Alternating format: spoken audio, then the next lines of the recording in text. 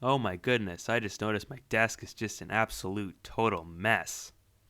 I should probably clean this up before we continue.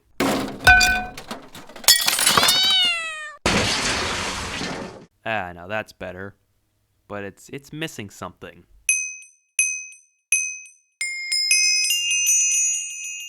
Now that's what I'm talking about. So now let's get on with 5 random facts about the beloved Commodore VIC-20.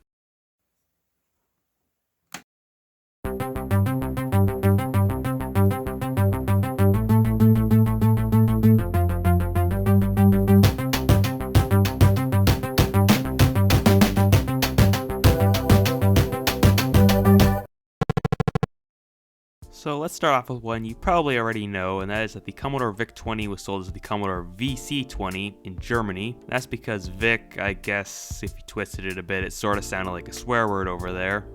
So they dropped the I and sold it as the VC-20 or Volkscomputer, which roughly translates to computer for the masses or computer of the people, which is a pretty fitting name considering what it was. It was also sold as the VIC-1001 in Japan, not totally sure why. There's also VC-20 Vitamin C Gel Antioxidant for aging skin, but I don't think that has anything to do with old Commodore computers though. Take a look at these two VIC-20s. Notice anything different about them? If you think it's the fact that one of them no longer has the original keyboard, that's not the only difference. Now let's put them side by side, and now you can hopefully see that one is in fact shorter than the other, because yep, not all VIC-20 cases are the same height. So what gives? Is one like slightly newer than the other and they like switch to doing a taller case later on or whatever, or vice versa? Well, not really. What I've been able to gather, some factories produce the taller style case and other factories produce the shorter style case. And here's how I figured that out. So here's the shorter style VIC-20 next to my C64. As you can see, they're both the same height. If we flip them over, we can see that they're both made in Canada, so they both came from the same Canadian factory. Whereas if we flip over the taller VIC-20, as you can see, it says made in USA, I believe in Pennsylvania, judging by the P in the serial number. Ever looked at your VIC-20 and noticed this little arch in the plastic on the cartridge port?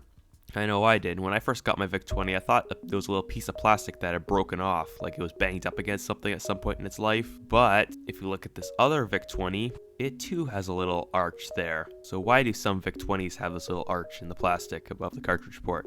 Well, look no further than the Commodore 64. And if we look right about in that same area on the 64 case, as you can see, that's where the RF jack is. So most of the ports are actually in the bottom half of the case, but the only port that really needed to have an area cut out in the top half of the case was the RF jack. So they had to make the little arch for some clearance for it. And since they used the same case molds for both the VIC-20 and the 64, because there was some overlap when they were making both, some VIC-20s have this little arch there even though it's not needed.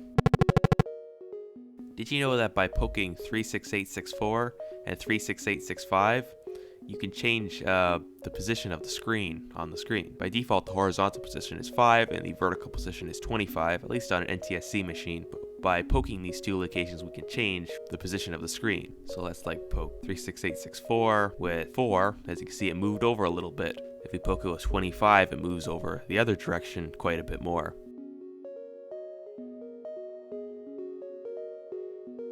You can do some pretty interesting little effects with this too.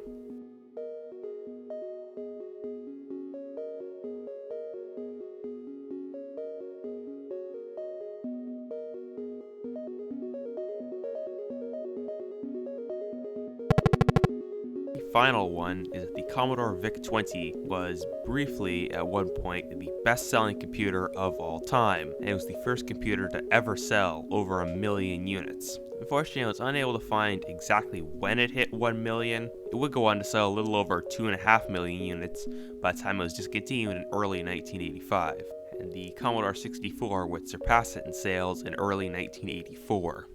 And yeah, despite the VIC-20's popularity, it's still nowhere near as popular and common as the C64, which sold anywhere between 17 and 30 million units. And in fact, Commodore 64 sold the same amount of units as the VIC-20 in the year 1984 alone. So anyway, thank you very much for watching.